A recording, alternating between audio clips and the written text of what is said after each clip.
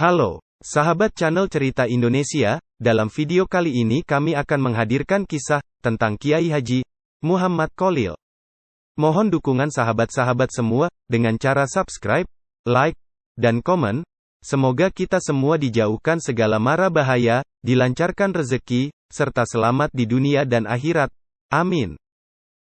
Sebelum kita hadirkan tentang kisah beliau, mari kita bersama-sama membaca Al-Fatihah yang kita khususkan kepada beliau, Kiai Haji Muhammad Cholil.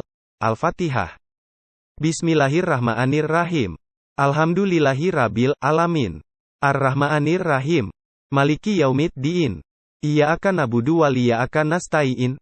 Ihdinas siratal mustaqim. Siratal ladzina an'amta 'alaihim ghairil maghdubi 'alaihim waladdallin. Baik, sahabat semua, mari simak bersama-sama biografi singkat Syekhona Muhammad Cholil ini. Kiai Haji Muhammad Cholil, Kiai Al-Alim Al-Alamah Asy-Syaikh Muhammad Cholil bin Abdul Latif Al-Bangkalani Al-Maduri Al-Jawi Asy-Syafi'i atau lebih dikenal dengan nama Syekhona Cholil atau Syekh Cholil, lahir pada tanggal 27 Januari tahun 1820 Masehi, di Senenan, Kelurahan Kemayoran, Kecamatan Bangkalan, Kabupaten Bangkalan, Provinsi Jawa Timur, Kabupaten Ujung Barat Pulau Madura. Syekh Muhammad Cholil Al-Bangkalan berasal dari keluarga ulama, karena ayah beliau Kiai Haji Abdul Latif dan ibu beliau Nyai Syarifah Khadijah memiliki pertalian darah dengan Sunan Gunung Jati dan Sunan Giri. Sejak kecil Syekh Cholil dididik sangat ketat oleh sang ayah, yaitu Kiai Haji Abdul Latif. Syekh kecil memiliki keistimewaan yang haus akan ilmu, terutama ilmu fiqh dan nahwu. Bahkan beliau sudah hafal dengan baik 1002 bait Nazam Alfiyah Ibnu Malik sejak usia muda. Di samping itu, beliau juga telah mampu membaca Al-Quran dengan metode qiraat sab'ah. Dalam menempuh pendidikan, Syekh Cholil, sebelum melakukan pengembaraan ke pesantren di luar Pulau Madura, beliau nyantri kepada Tuan Guru Dawuh atau yang lebih dikenal dengan nama Bujuk Dawuh di Desa Melajah Kabupaten Bangkalan, serta beliau juga belajar kepada Tuan Guru Agung yang dikenal dengan sebutan Bujuk Agung.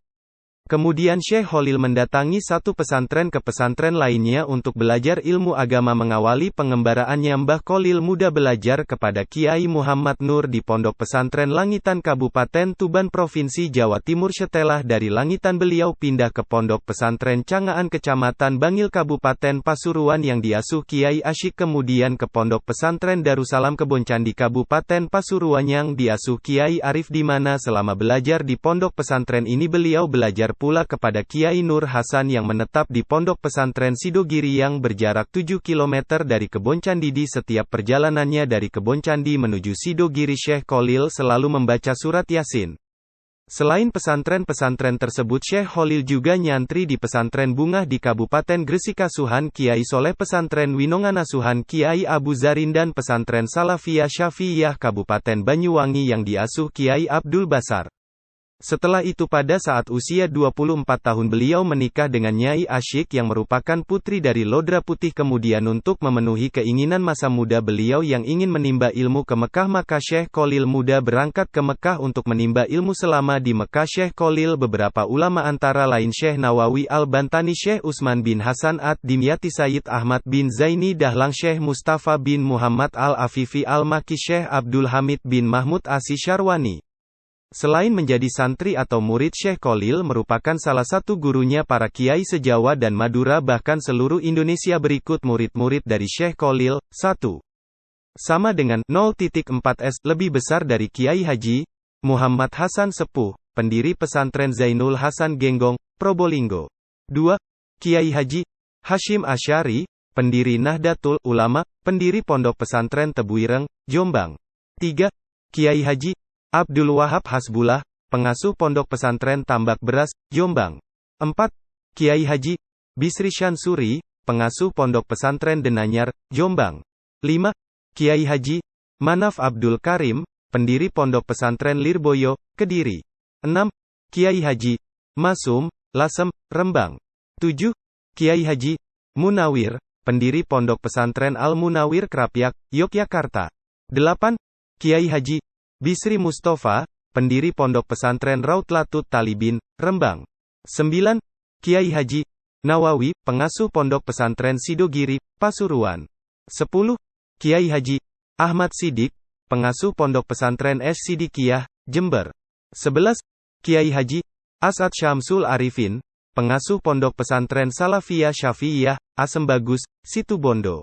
12. Kiai Haji Abdul Majid, Bata-Bata, Pamekasan. 13. Kiai Haji Toha, pendiri Pondok Pesantren Bata-Bata, Pamekasan. 14. Kiai Haji Abi Sujak, pendiri Pondok Pesantren Aste Tinggi, Kebunagung, Sumeneb. 15. Kiai Haji Usimuni, pendiri Pondok Pesantren Pandian, Sumeneb. 16. Kiai Haji Zaini Munim, Paiton, Probolinggo. 17. Kiai Haji Khozin, Buduran, Sidoarjo. 18. Kiai Haji Abdullah Mubarok, pendiri Pondok Pesantren Suryalaya, Tasikmalaya. 19. Kiai Haji Mustafa, pendiri Pondok Pesantren Macan Putih, Blambangan. 20. Kiai Haji Asyari, pendiri Pondok Pesantren Darut Tolabah, Wonosari, Bondowoso. 21. Kiai Haji Sayyid Ali Bafaki, pendiri Pondok Pesantren Lolowan Barat, Bali. 22. Kiai Haji Ali Wafa, pendiri Pondok Pesantren Al-Wafa Tempurejo, Jember. 23. Kiai Haji Munajat Kertosono, Nganjuk. 24. Kiai Haji Abdul Fatah, pendiri Pondok Pesantren Al-Fatah, Tulungagung. 25. Kiai Haji Zainul Abidin, Kraksaan, Probolinggo. 26. Kiai Haji Zainuddin, Nganjuk. 27. Kiai Haji Abdul Hadi, Lamongan. 28. Kiai Haji Zainur Rashid, Kironggo, Bondowoso. 29. Kiai Haji Karimullah, pendiri Pondok Pesantren Curah Damai, Bondowoso. 30. Kiai Haji Muhammad Thohir Jamaluddin, pendiri Pondok Pesantren Sumber Gayam, Madura. 31. Kiai Haji Hasan Mustafa, Garut. 32. Kiai Haji Raden Fakih Maskumambang, Gresik. 33. Kiai Haji Hasbian Abdurrahman, pendiri Pondok Pesantren Al-Badri Gumuksari, Kalisat. 34. Soekarno, Presiden Republik Indonesia pertama, menurut penuturan KH As'ad Syamsul Arifin, Bung Karno meski tidak resmi sebagai murid Syekh Khalil, namun ketika sowan ke Bangkalan, Syekh Khalil memegang kepala Bung Karno dan meniup ubun-ubunnya. 35. Kiai Haji Tamim Irsyad, pendiri Pondok Pesantren Darul Ulum, Rejoso, Jombang. Dalam mendidik santri-santrinya, Syekh Khalil sangatlah luar biasa dalam mengemban sebuah amanah dan tanggung jawab sebagai seorang guru. Dari beberapa santri di atas, mayoritas semua menjadi tokoh publik dan bisa dipertanggungjawabkan integritas keilmuannya sebagai seorang santri. Juga mayoritas santri Syekh Khalil menjadi orang yang sukses, menjadi seorang kiai, dan pengasuh pesantren. Dalam mendidik santrinya, Syekh Khalil yang terkenal menekankan sikap zuhud dan ikhlas dalam menuntut ilmu, beliau juga memiliki metode tersendiri dalam menggembleng para santrinya. Sebagai seorang pendidik, beliau tidak mau hanya mengajar biasa saja, yaitu membacakan kitab kuning, menyuruh santri mendengarkan dan menulis pelajaran, kemudian mempelajarinya, ataupun menghafalnya. Atas pengabdian dan perjuangan Syekh Muhammad Khalil untuk bangsa dan negara sangatlah luar biasa, maka, sebagai salah satu bentuk penghormatan atas jasa-jasa beliau, saat ini pengajuan gelar pahlawan nasional telah dilakukan. Hingga saat ini, progres pengajuan Syaikhonan Khalil sebagai pahlawan nasional sudah disetujui oleh Gubernur Jawa Timur, Khofifah Indar Parawansa.